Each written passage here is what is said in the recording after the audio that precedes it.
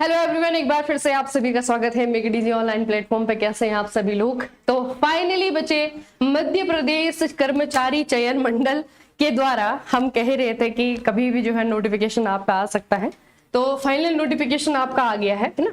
अगर आप लोगों ने नहीं देखा है तो लास्ट डेट भी जो है आपका 1 सितंबर को दी हुई है ना। तो थोड़ा सा आप लोगों ने फॉर्म भरना अगर स्टार्ट कर दिए हैं तो फॉर्म पहले देख लो कि क्या क्या चीजें हैं इसमें, है ना। उसके बाद में जो है आराम से आप फॉर्म भरना। उसके अलावा थोड़ा सा ये चीजें बता देख लो कि शुल्क कितना है इसमें। परीक्षा शुल्क का अगर हम बात करें तो 500 रुपए जो है आपका लिए जाएंगे, ठीक है, अनारक्षित अभ्यर्थियों के लिए। केवल मध्य प्रदेश के मूल निवासी, अनुसूचित जाति जनजाति, अन्य पिछड़ा वर्ग, ईडब्ल्यूएस, दिव्यांगजन अभ्यर्थियों के लिए जो है आपका 250 रुपए, ठीक है। सीधी भर्ती बैकलॉग है, इसमें जो है आपका कोई भी शुल्क नहीं है, ठीक है। तो ये थोड़ा सा आप लोगों को याद रखना है। उसके अलावा बच्चे आपकी फॉर्म भरने की डेट जो है आपकी ये आ गई है ना। आप लोग देख सकते हो आवेदन पत्र भरने की 18/8/2026 से, और संशोधन करने के लिए भी जो है आपका 18/8/2026 से ही है। तो आप लोग इसमें करिए। और उसके अलावा अगर हम देखते हैं इसका थोड़ा सा मैं आपको सिलेबस बता देती हूँ एग्जैक्टली जो है आपका सिलेबस क्या है इसका। तो 200 नंबर का जो है आपका पेपर होगा। किस चीज के लिए? ये है आपका उपयंत्री के लिए ना, जो सब इंजीनियर की पोस्टें होंगी उसमें जो है आपके बच्चे 200 नंबर का पेपर होगा। और 200 का जो डिस्ट्रीब्यूशन है वो इस तरीके से है। ये 100 नंबर जो है आपका कंप्लीटली नॉन टेक्निकल है, और ये 100 नंबर जो है आपका अपना जो संबंधित विषय है यानी कि टेक्निकल है। नॉन टेक्निकल में अगर आप देखोगे ऑफिशियल नोटिफिकेशन में तो सिलेबस इस तरीके के डिस्क्राइब किया हुआ है ना। सामान्य ज्ञान है, हिंदी है, अंग्रेजी है, गणित है, आपकी रीजनिंग है, सामान्य विज्ञान है, सामान्य कंप्यूटर ज्ञान है। अब इससे तो हमें समझ में नहीं आएगा कि क्या क्या चीजें हैं। अगर हमें कंप्यूटर पढ़ना है तो कितना पढ़ना है, इसका मार्क्स का डिस्ट्रीब्यूशन कितना है, क्योंकि 100 नंबर में किस चीज के लिए हम कितना पढ़े, तो सब कुछ जो है आज की वीडियो में आप लोग को बताया जाएगा। आपको ध्यान से कान खोल करके सुनना है, ठीक है। मैं आपको डिस्ट्रीब्यूशन बताऊंगी और सब कुछ बचे आपका पीवाईक्यू के बेस पे है, ठीक है। तो ये बेसिकली आपके सब्जेक्ट है जिनको आपको तैयार करना पड़ेगा 100 नंबर के पेपर में अच्छे नंबर लाने के लिए, ठीक है। यहाँ पे नॉन टेक्निकल में अगर आप देखें सामान्य ज्ञान है बच्चे, इसमें करंट अफेयर भी आपका इन्वॉल्व रहेगा, ठीक है। हिंदी रहेगी, अंग्रेजी रहेगा, गणित रहेगा, रीजनिंग रहेगा, विज्ञान रहेगा, और आपका कंप्यूटर नॉलेज रहेगा, ठीक है। तो ये बेसिकली आपके वो सब्जेक्ट हैं जिनको की पढ़ करके आप 100 में से अच्छे नंबर ला सकते हो। सबसे पहली बात जो है, पहले तो ये नहीं सोचना है कि बहुत ही ज्यादा जो है आपके वास्ट वाली जो है आपके टॉपिक दिए हुए हैं, हम तो कुछ भी नहीं पढ़ पाएंगे इनमें से, ठीक है। ये तो बिल्कुल भी नहीं सोचना बच्चे। फाइट करनी है, ज्यादा नंबर लाने हैं आपको। तो देखो टेक्निकल को तो तैयार करना ही है, साथ में नॉन टेक्निकल के लिए भी फाइट करनी है। लेकिन कैसे करनी है? हमें सेग्रीगेशन करना आना चाहिए। हमें ये पता होना चाहिए कि नॉन टेक्निकल में अगर मैं 100 नंबर के लिए तैयार कर रहा हूं तो मुझे कौन सी चीजें पढ़नी है और कौन सी चीजें छोड़नी है, ठीक है। क्योंकि पूरा का पूरा जीके तो मुझे ऑब्वियस बातें नहीं पढ़नी है। किसका कितना वेटेज है कौन से सब्जेक्ट पे अगर मैं फोकस करता हूं, इन 4 सब्जेक्ट को अगर मैं पढ़ता हूं तो मैं अच्छे नंबर लेकर के आ जाऊंगा। इन टॉपिक को पढ़ता हूं तो अच्छे नंबर मेरे आ जाएंगे, ठीक है। तो ये चीजें आप लोगों को पता होनी चाहिए, तभी आपको कॉन्फिडेंस आएगा कि हाँ जो 100 नंबर का नॉन टेक्निकल है। क्योंकि बहुत सारे इंजीनियर्स ऐसे हैं जो ये सोच रहे हैं कि मैं बस अच्छा करूंगा अपने टेक्निकल में, उसमें तैयारी करता हूं, उसमें अच्छा करके आऊंगा तो मेरे अच्छे नंबर आएंगे, है ना। लेकिन ऐसा नहीं है बच्चे। अगर आप 100 नंबर के जो पोर्शन है आपके नॉन टेक्निकल, इसे आप छोड़ देते हो, इसे आप इग्नोर करते हो, तो आप बहुत सारे बच्चों से पीछे हट जाओगे, ठीक है। ये नहीं करना है। बहुत सारे बच्चे सिर्फ इस होप में है कि अगर अच्छा आ जाएगा तो उसी दिन हो जाएगा कुछ ना कुछ, ना जो भी मुझे मैथ्स आती है, रीजनिंग आती है, मैं तुक्का मार लूंगा, ये कर लूंगा, वो कर लूंगा, और जो है उसी में मेरा हो जाएगा काम, है ना। तो ये भी नहीं करना है।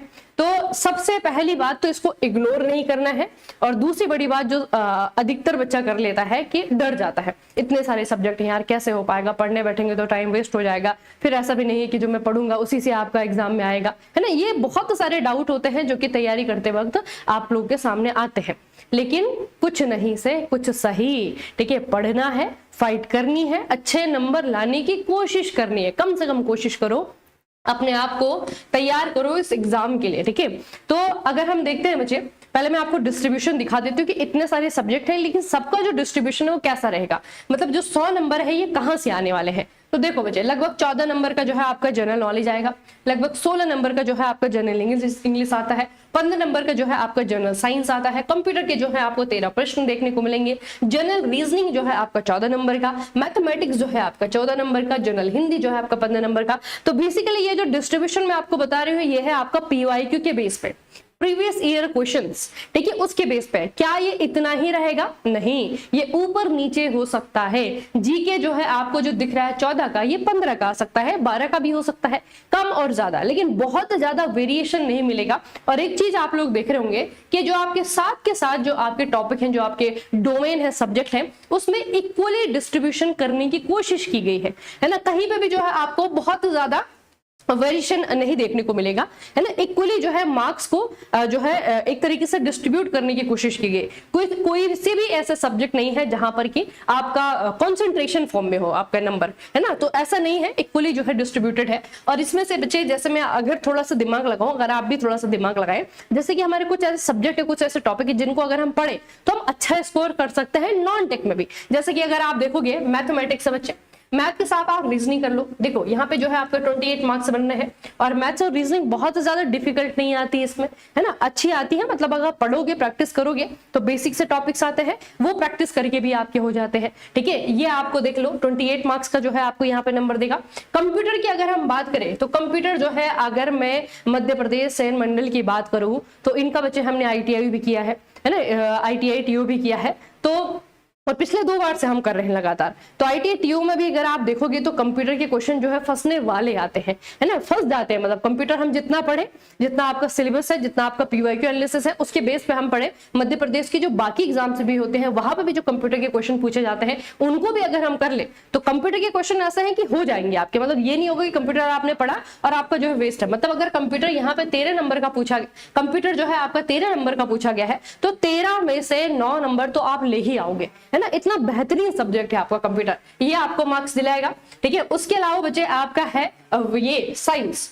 साइंस का क्या है कि आप लोग जो है अधिकतर जो है, अब इंजीनियरिंग फील्ड से हो तो साइंस जो है आपको समझ में जल्दी आती है ना, बजाय कि जीके के। और दूसरा क्या है कि साइंस में भी आपके जो टॉपिक है ये रिस्ट्रिक्टेड है ना। मतलब कि इनकी लिमिटेशन है कि ये टॉपिक पढ़ना है मुझे, ये टॉपिक पढ़ना है, और वहीं के जो है मेरे साइंस के क्वेश्चन बन जाने हैं, है ना। इसमें भी जो है आपका बहुत ज्यादा वास्ट नहीं पूछा जाता है, तो ज्यादा जो है आपका फोकस रहेगा केमिस्ट्री और फिजिक्स पे, इन पे ज्यादा फोकस है। तो उन दोनों को अगर हम कुछ चुने हुए टॉपिक के साथ में अगर हम प्रिपेयर कर ले, तैयार कर ले, तो आपको जो है बहुत अच्छा स्कोर करवा देंगे ये जनरल साइंस, ठीक है। ये हो जाएगा।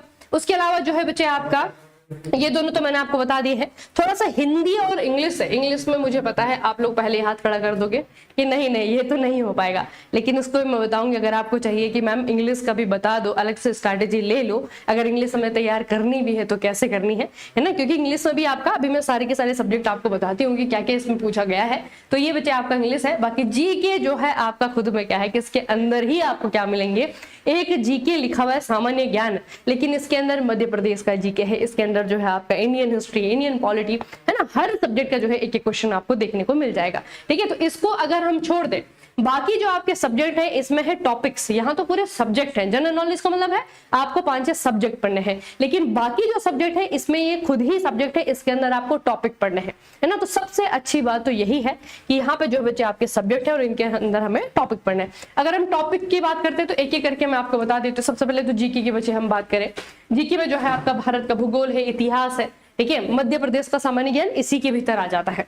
ठीक है। मध्य प्रदेश के फसल हो गया, मध्य प्रदेश के बारे में, बाकी पॉलिटी आपकी इंडिया की आएगी, ठीक है। स्पोर्ट्स की न्यूज, आर्ट एंड कल्चर की जो आपकी चीजें हैं वो यहाँ पे आपके पूछे जाएंगे। करंट अफेयर का वेटेज भी आपका यहाँ पे रहता है, ठीक है। भारत का भूगोल, भारत के इतिहास, इस तरीके के टॉपिक आपको यहाँ पे मिलेंगे। अच्छा, अब ये देख लो इंग्लिश थोड़ा सा, जिसकी मैं बात कर रही थी। इंग्लिश अगर आपका आना है तो किस लेवल का, बहुत बेसिक लेवल का इंग्लिश आता है। अगर हम बात कर रहे हैं ग्रामर की, तो ग्रामर बच्चे जैसे मैं आपको बताऊं, टेंसेस अगर आप पढ़ लेते हो, आर्टिकल्स ए एंड द, इनका इस्तेमाल आता है फिलअप्स के लिए, है ना, कि यहाँ पे फिल करो सही आर्टिकल, ये जो है आपके आते हैं। फिर आपकी वोकैबुलरी है, यहाँ से बहुत ज्यादा नंबर जो है बच्चा खींच सकता है अगर आपने बच्चे वन वर्ड सब्स्टिट्यूशन हो गया, है ना, आपका ये एंटोनिम, सिनोनिम, ये सारी की सारी चीजें जो है अगर आपने कर ली तो ये जो है आपको बहुत अच्छे मार्क्स दिलाते हैं। और जो आपका एरर स्पॉटिंग आता है ये बेसिकली ग्रामर पे ही बेस आता है। मतलब टेंस से रिलेटेड हो गया, वर्ब से रिलेटेड हो गया, नाउन से रिलेटेड हो गया, इन टॉपिक से रिलेटेड जो है आपके एरर पूछे जाते हैं, ठीक है।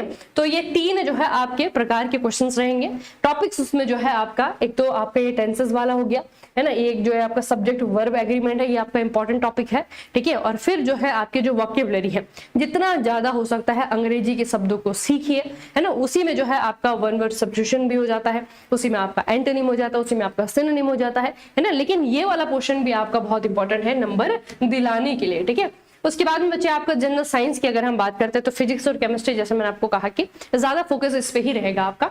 फिजिक्स में जैसे मैं आपको टॉपिक बताती हूँ जहां से क्वेश्चन आपके बने हैं, जैसे कि वेव्स वाला है, ठीक है, आपका फूड्स वाला टॉपिक है। अगर हम केमिस्ट्री की बात करते हैं तो इसमें जो है आपका ये थोड़ा सा जो इन्वायरमेंटल केमिस्ट्री है, जैसे कि ओजोन परत का ह्रास किसके कारण हो रहा है, डीडीटी, इस तरीके की चीजें आ जाती हैं, धातुओं के गुण आ जाते हैं, कोयला गैस का इस्तेमाल, कार्बन डाइऑक्साइड का, है ना। तो ये चीजें जो है आपको बच्चे केमिस्ट्री इन जनरल लाइफ जो हम केमिस्ट्री जानते हैं समझते हैं वहां से जो है आपके क्वेश्चन आते हैं। बाकी बायोलॉजी में जो है बच्चे आपका जैसे कि डिजीज जो आपका चैप्टर है बहुत ज्यादा इंपॉर्टेंट है ना। जो आपका प्लांट जो चैप्टर होता है वो जो है आपको बहुत इंपॉर्टेंट है, वहां से जो है आपका आ जाते हैं क्वेश्चन, ठीक है। ये आपका बायोलॉजी हो गया। उसके बाद में आपका जर्नल कंप्यूटर, जैसे मैंने आपको कहा था कि कंप्यूटर एक ऐसा सब्जेक्ट अगर आपने पढ़ा है तो ये अच्छे मार्क्स दिला करके आपको जाएगा, ठीक है। कंप्यूटर में बच्चे अगर हम बात करें जैसे प्रोग्रामिंग लैंग्वेज है, सॉफ्टवेयर के बारे में आपका क्वेश्चन है, हार्डवेयर और आपका डिवाइसेस से आपका क्वेश्चन आ जाता है, इंटरनेट एप्लीकेशन जो बहुत ही ट्रेंडी सब्जेक्ट भी है ना, बहुत ट्रेंडी टॉपिक भी है, यहाँ से जो है आपको क्वेश्चन देखने को मिलेंगे। वेब ब्राउजर्स हैं आपकी, ASCII इनकोडिंग स्टैंडर्ड है, देखिए स्प्रेडशीट है, मतलब जो आपके ये वाले MS ऑफिस वाले जो आपके टॉपिक है तीनों ही, एक्सेल है, पावर पॉइंट है, वर्ड है, यहाँ से जो है आपको क्वेश्चन मिलेगा। ये देखो वायरस सिग्नेचर है ना, वायरस और सिक्योरिटी, साइबर सिक्योरिटी से रिलेटेड जो है आपको क्वेश्चन देखने को मिलेंगे। तो ये जो है आपका बच्चे कंप्यूटर नॉलेज है।